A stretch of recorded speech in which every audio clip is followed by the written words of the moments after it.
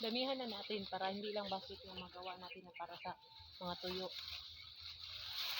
Gawa din tayo ng ibang lalagyan. Diba?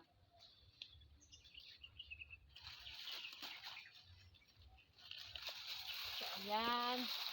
Lilinisan na lang ni Mama Dan. Ang kukunin ko is yung mga dahon. Ito na yung kukunin ko. Ito lang kasi yung gagamitin ko para gumawa ng basket. So, yun.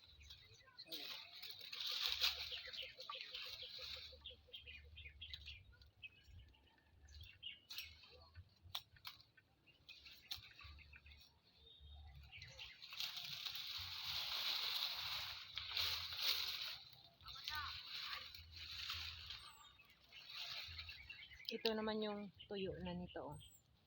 Tuyo na to. Kulay brown. Yung hindi pa tuyo is ganito. Kulay green. Nito.